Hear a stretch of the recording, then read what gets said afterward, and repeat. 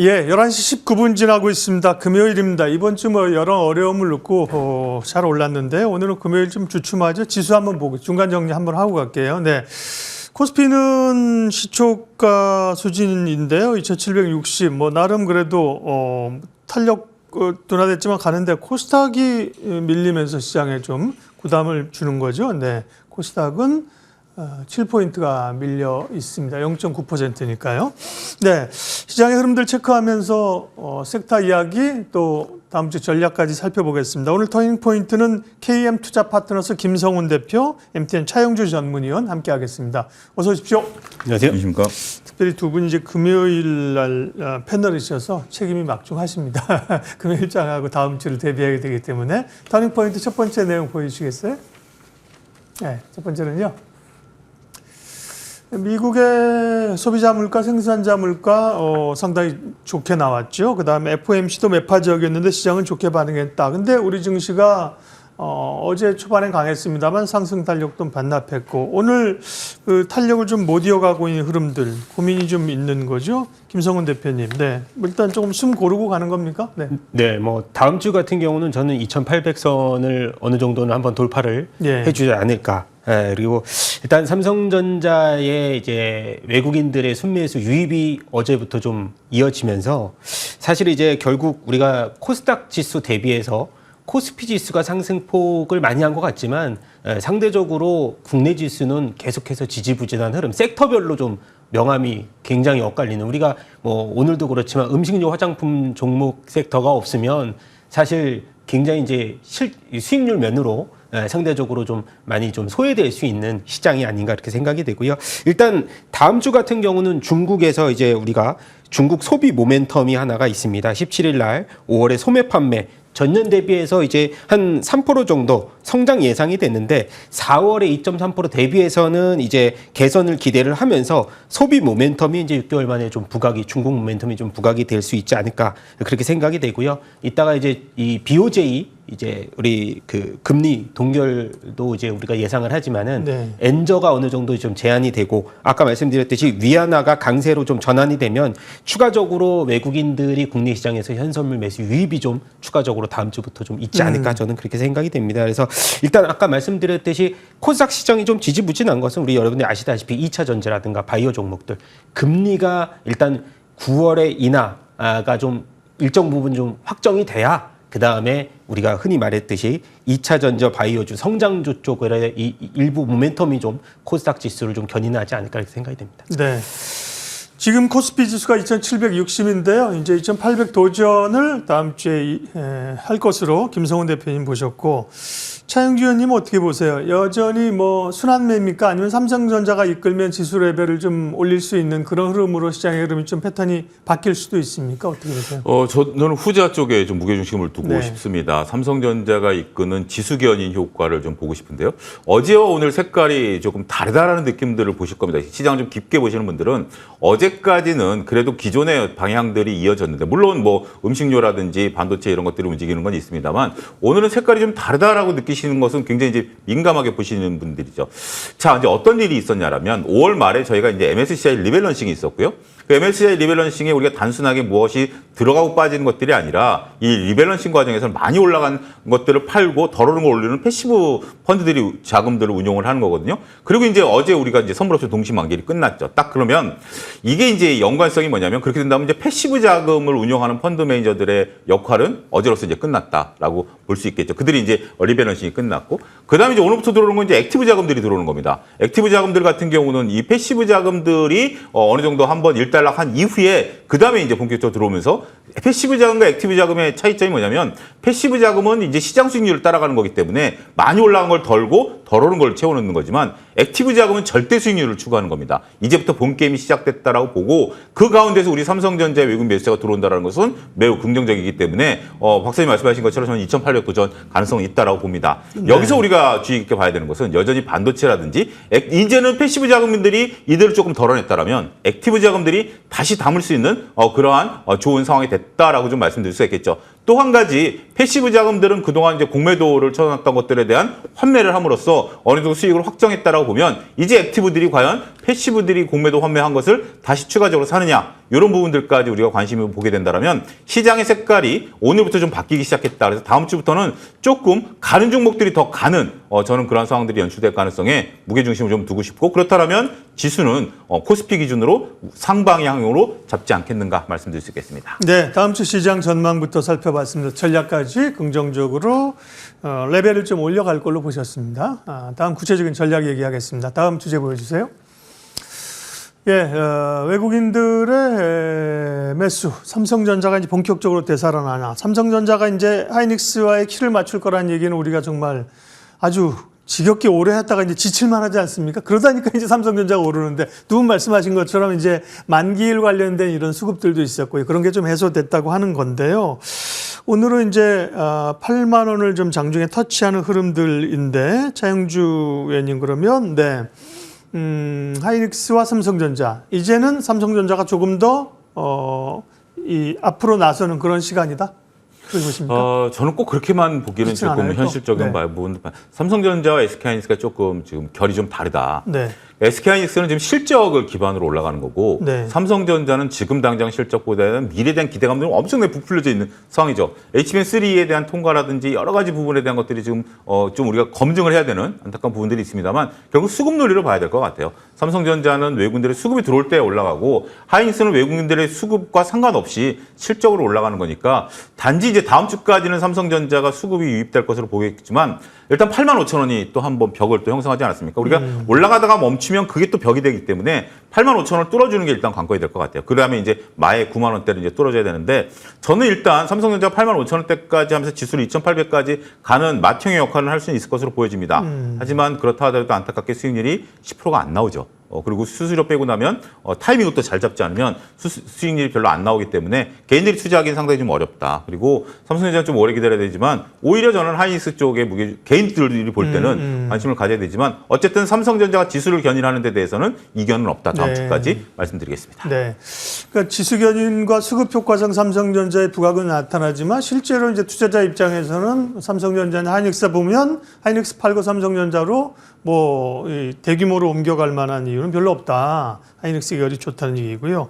김성훈 대표님 어떻게 보세요? 그게 대표적으로 SK 하이닉스 한미 반도체 이수페타시스 이번 주 강했던 거 아니에요? 오늘은 좀 밀리긴 합니다만 삼성전자가 움직이니까 이오테크닉스 같은 관련주들도 움직입니다. 소부장단에서도 좀 변화가 있을 수 있는 건지 시각 어떠세요? 네, 일단 어제 같은 경우도 원익 QNC라든지 네. 일부 이제 그 패키징 관련주들 중에서도 삼성향 DI라든지 테스트 관련주들도 많이 움직임을 나타내고 있는데 상대적으로 HBM 우리 SK 하이닉스양 대비해서는 좀 사실 약하다고 볼 수가 있을 것 같고요.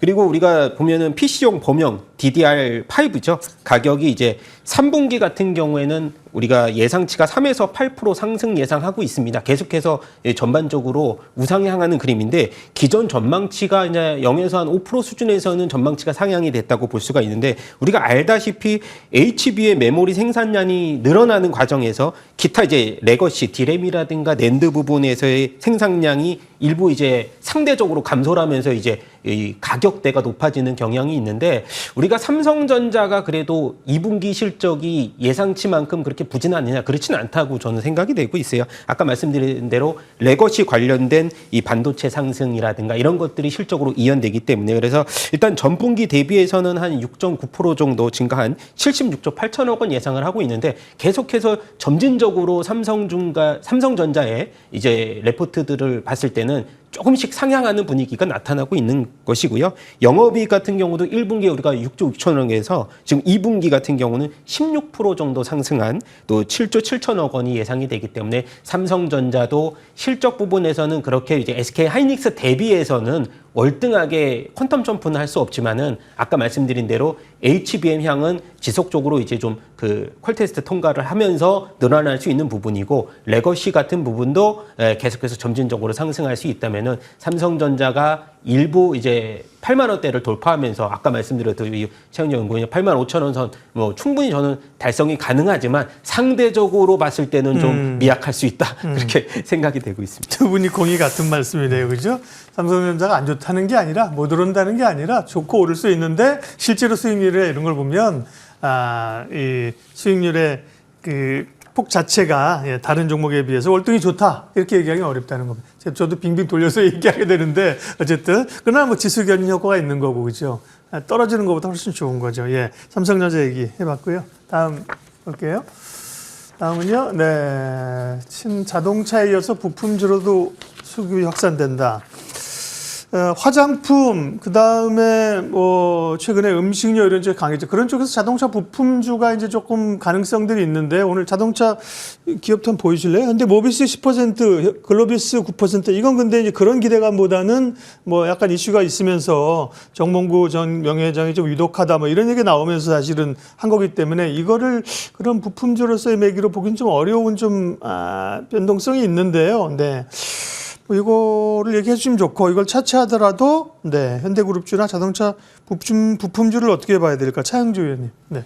예, 셈법을 좀 복잡한데 좀 네. 나눠서 말씀드리도록 하겠습니다. 일단 첫 번째 이슈는 최근에 SL을 필두로 해서 자동차 부품들이 좋았습니다. 그렇죠. 근데 이제 SL이 조금 고점에서 조금 약간의 힘겨운 모습들을 보고 있기 때문에 제가 MTN에서 항상 말씀드리는 게 이제 그 업종 내 페이스메이커를 잘 봐야 되거든요. 화장품의 페이스메이커는 누구죠? 실리콘2고요. 그다음에 음식료의 페이스메이커는 삼양식품이죠. 예. 그다음에 이제 지금 현재 자동차 부품 중에서 페이스메이커는 SL인데 SL이 약간 주춤하다라는 거 볼 때는 페이스메이커가 힘이 좀 떨어진다. 자, 두 번째 이슈는 어제 이제 발표된 유럽 연합이 중국 전기차에 대해서 관세를 기존의 10%에서 38%로 더 추가해서 48%까지 늘리겠다라는 부분들에 대한 우리 수혜 기대감이었었죠. 근데 제가 그 부분은 어제 좀 냉정하게 말씀드렸습니다. 수혜 기대감보다는 중국이 유럽에 못 파는 전기차를 우리한테 밀어내게 할 가능성이 있다. 기존에 우리 철강이라든지 이런 것들에 대해서 보여왔듯이 그러면 오히려 우리한테는 시장 혼란을 올 수 있기 때문에 이거는 호재가 되기 어렵다. 그만큼 우리 전기차가 유럽에서 더 많이 팔린다라는 것보다 우리나라 시장을 교란할 가능성이 있다라는 부분 말씀드렸고 세 번째가 이제 오늘 나온 이제 이슈죠. 일단은 현대 자동차 그룹의 왕 회장께서 좀 위독설이 이제 증시에 급격히 돌면서 경영권 승계와 관련된 부분들이죠. 이걸 어떻게 평가해야 되느냐라는 부분들을 보게 된다라면 저는 호재와 악재가 둘 다 있다라고 보여집니다. 일단 우리가 경영권을 승계해야 되면 승계를 받는 입장에서 상속세를 내야 되잖아요. 그렇죠. 상속세를 이거는 주식 교과서에 나온 겁니다. 상속세를 내기 위해서는 지금 현재 대주 지분이 많은 기업들에 대한 배당이 일시적으로 늘어날 수도 있습니다. 사례가 있느냐? 삼성전자가 그랬습니다. 삼성전자가 이건희 회장께서 돌아가셨을 때 여러분들 주주환원 정책이라고 해서 특별히 3년 동안 배당을 많이 한 거 기억나실 겁니다. 그렇지만 그 이후로 갑자기 사라졌죠. 그게 상속세를 내기 위한 겁니다. 그러니까 주주환원 정책이라고 표정을 했지만 이건희 회장이 돌아가시고 나서 삼성전자가 3년 동안 특별 배당을 해서 그걸 통해서 그걸 냈다, 만들었다. 이거는 뭐 교과서에 나온 얘기입니다. 그렇다면 대주 지분이 가장 많은 게 누구일까요? 그렇다면 현대 글로비스죠. 글로비스는 거의 대주주들의 개인 회사이기 때문에 배당이 일시적으로 늘어날 수도 있습니다. 그런 것들을 우리가 좀 이슈로서 이제 보셔야 된다라는 부분들을 볼 수 있겠고 또 이 와병설에 따라서 지배구조가 개편되게 된다라면 결국 여러 가지 뭐 얘기가 나오겠습니다. 요거는 좀 악재일 수도 있습니다. 우리가 SK그룹에서도 보여지듯이 어찌됐든 지금 이제 그런 이슈로 돌아다닌다라는 측면에 있어서 자, 그럼 정리하자면 이렇습니다. 일단 SL이 변동성이 생겼고 두 번째는 유럽 이슈는 호재가 아니라 일단 우리가 고민해 봐야 된다. 그다음에 현대차의 이제 개별적인 지배구조 승계 구조와 관련해서는 배당이기 때문에 이건 좀 긴 호흡으로 접근해야 된다. 이렇게 정리하도록 하겠습니다. 네. 사실 대기업의 지배구조는 뭐 삼성, LG, SK 뭐 대략 정리가 됐죠. 근데 사실 현대차 그룹은 정리가 안 된 상태로 몇 번 그렇게 지배구조 변화를 하려다가 또 시장에서 반대 부딪히기도 하고 그런 이슈들이 오늘 강력하게 좀 덧붙여서 나옵니다. 두 가지 관련된 코멘트를 잘 해주셨고요. 다음 터닝 포인트 보죠. 네, 슈퍼사이클 조선주 주가에 드디어 반영된 슈퍼사이클이라고 하는데 그게 주가에 슈퍼하게 반영되진 않았습니다. 늘 이제 될 듯 될 듯 안 되고 가능성은 있고요. 오늘도 조선주가 좀 올라오는데 조선주가 이제 2분기 실적을 발표하면서 뭔가 좀 달라질 수 있습니까, 대표님? 일단 제가 조선주 예전에 말씀드릴 때 과거 2007년도 제가 입사했을 때 이제 남자의 주식이 대표적으로 조선주였는데 네, 남자라면 한 주식 갖고 있어야 된다라고 하면서 네. 뭐 사실 조선주가 2007년도 이후부터 계속해서 지금 뭐 보릿고개를 겪고 있다가 이번에 이제 턴어라운드를 진행을 이제 한 지가 얼마 안 됐습니다. 사실은 3사가 이제 우리가 수주잔고가 이번에 1분기 봤을 때는 50% 수주잔고 목표치를 달성을 했지만 이 아까 말씀드렸듯이 수주장거보다 실적으로 이연되는 속도가 이 조선주 특성상 좀 느리잖아요. 그리고 이 과열됐던 조선주가 조정을 받는 가운데에서 일부 방산업종하고 엮이면서 방산주가 좀 쉬어갈 때 조선주도 쉬어가지 않느냐. 저는 그렇게 생각하진 않고요. 투자 심리적인 작용이 좀 크다고 생각이 되고 있습니다. 앞서서 말씀드렸듯이 조선주가 과거에 이 긴 이 보릿고개를 겪고 나서 이번에 턴어라운드가 시작됐을 때의 투자 심리가 확연하게 돌아서진 않는다는 그런 말씀을 전해드리고 싶고요. 그리고 이번에 중국이 이제 메탄올 추진선을 대거 이제 수주를 하면서 국내 도크가 좀 일정 부분 꽉 차 있으면서 선별적인 수주를 조금씩 진행을 했다는 점인데 그것이 이제 우리가 이 언론에서는 뭐 중국이 이번에 이 수주를 전반적으로 2분기부터 좀 국내보다는 많이 따낸 것처럼 이렇게 보이는 효과를 이제 보여주고 있는데 그것은 저는 뭐 반대 입장을 생각하고요. 또 긍정적으로 제가 앞전에 HD 현대를 말씀드리면서 MRO 함정 이 유지 보수 관련돼서 지난해 필리핀 해군하고 첫 번째로 이제 MRO 체계를 시작하면서 이런 그 장기적인 캐시카우 역할을 해줄 수 있는 발판을 마련을 했다고 저는 생각이 되는데 그래서 일단 HD 현대를 필두로 해서 최근에 오늘 같은 경우는 세진중공업이라든가 그리고 이제 하나 엔진, 친환경 엔진 교체 수요가 활발하게 진행되고 있는 그런 중소형주 위주로서 일단 첫 번째 선호주를 말씀을 드리고 싶고요. 2차 선호주로는 제가 이제 공략주로도 말씀드렸던 HD 현대중공업 MRO 관련된 수주라든가 페루 잠수함 수주가 일정 부분 나오고 있는 그런 종목들로서 일단 뭐 장기적인 안목으로서도 한번 관심 있게 지켜보시기 바랍니다. 네. 관련해서 차영주 소장님 어떻게 보세요? 조선주 흐름들. 저는 우리가 좀 재밌는 현상을 좀 보셔야 될 것 같아요. 지금 뭐 김성훈 대표님께서 여러 가지 펀더멘탈적인 부분들 잘 말씀하셨는데 HD 한국조선해양을 차트로 보게 된다라면 네. 일봉, 주봉, 월봉, 연봉을 보게 된다라면 모두 다 14만 원에서 15만 원을 하게 된다라면 2025년 이후에 역사적 신고가입니다. 지금 이제 돌파를 하려고 하는 거예요. 네. 그러니까 일단 월봉까지 보면 14만 원을 돌파하게 되면 지금 현재 13만 8천 원 아닙니까? 주봉까지 보게 되면 14만 원을 돌파하면 일봉과 주봉이 역사적인 고점을 향해서 돌파를 하는 거고 이거는 주봉이기 때문에 이 부분을 돌파하면 강한 신호가 나올 가능성이 있어 보입니다. 차트상. 그다음에 월봉과 연봉을 보면 15만 원이에요. 근데 15만 원 돌파해 주게 되면 연봉을 보게 되면 2015년 이후에 새로운 가격을 형성하는 겁니다. 우리가 이제 2015년서부터 16년까지는 특히 16년, 17년에는 어떤 일이 있으면 수주절벽이라고 그래가지고 그때 당시에 우리가 수주를 단 한 건도 못했어요. 그러다 보니까 그 많은 그 조선업종이 구조조정을 했었던 시기입니다. 네. 근데 이제 그 뒤로 이제 주가가 못 올라간 이유 중에 하나가 수주는 많았습니다만 뭐 인력난이라든지 그 원자재 가격 상승이라든지 이런 것들 때문에 이익을 못 냈었던 거 아니겠습니까? 그런데 이제 그 부분을 차트상 돌파하게 된다라면 새로운 페이스메이커로 네. HD 한국조선해양을 여러분들이 기준점으로 보시고 조선주를 단기적으로 보자 이렇게 정리하겠습니다. 조선주 좋게 보시는군요. 차영주 소장님. 일단 차트가 일단 살아나기 때문에 네. 지금으로선 차트 플레이를 하는 것이 좋지 않을까 싶습니다. 네. 김성훈 대표님은 조선주를 남자의 주식이라고 그랬는데 무슨 의미인지 잘 모르겠지만 남성과 여성 중에 투자를 누가 더 잘하느냐? 누가 잘하겠습니까? 여성의 수익률이 월등히 높습니다. 왜입니까? 남성의 수익률이 이 경제학자들이 조사한 결과예요. 남성의 수익률이 떨어지는 이유 지나친 자신감, 잦은 매매 이것 때문에 수익률이 떨어진 여담입니다. 제가 지금 말씀하셔서 한 거고요. 네. 자, 다음은 종목 이야기를 하도록 하겠습니다. 이제 오늘 오후 장과 함께 다음 주를 보면서 공략할 종목들. 김성훈 대표님은 5월 24일 날 SKC 말씀하셨는데 56%까지 SKC 엄청 동박에다가 유리기판까지 해서 히트 종목이죠. 예. 그런 종목도 없습니까? 네. 일단 빨리 찾아봐야 되는데 네네. 오늘 또 한번 종목을 근데 이제 뭐 그 정도의 수준까지는 아니고, 도달할 것 같지는 않고요. 이제 LNF라는 종목을 갖고 나오기는 했는데 양극재.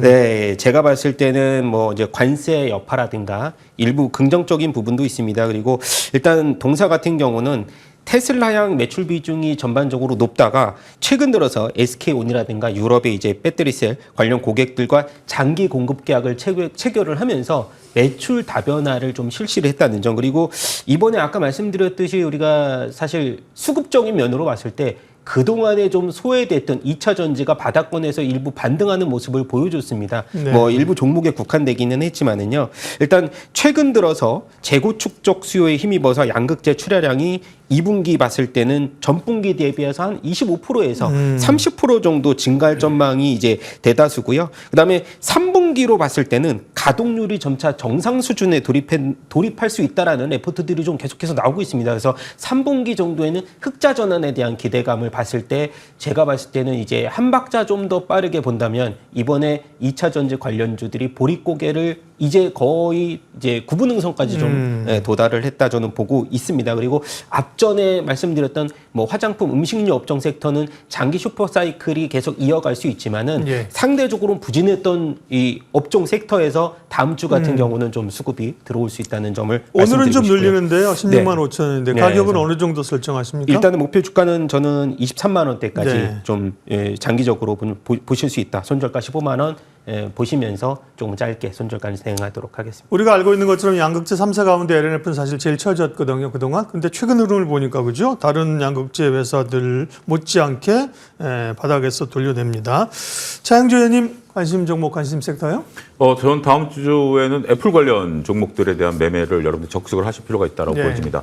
지난주에 이제 애플 관련주들이 변동성이 커졌어요. 특히 LG이노텍 같은 경우 6월 11일 날 흔들렸을 때 제가 마이너스권에서도 스트롱 바이를 다른 코너에서 프로시선 현상과 말씀을 드렸습니다. 그 이후에 지금 15% 이상 상승을 했고요. LG이노텍 같은 경우 일단 변동성을 이틀 동안 보인 이후에 안정세를 찾고 있습니다. 왜냐하면 저는 애플의 온디바이스 AI에 대한 부분들은 여러분들이 끊임없이 보셔야 된다라고 보고 일단 LG이노텍을 중심적으로 놓고 BH에 대한 종목도 다음 주에 트레이딩 가능합니다. BH가 한 달 사이에 외국인 지분이 30% 늘었습니다. 이런 것들을 보게 된다면 우리가 애플향 종목들에 대해서 애플의 신규 수요 창출에 대한 기대감 여전히 유효하기 때문에 저는 다음 주에는 애플 관련주를 가지고 트레이딩 하시는 것이 좋지 않을까 싶습니다.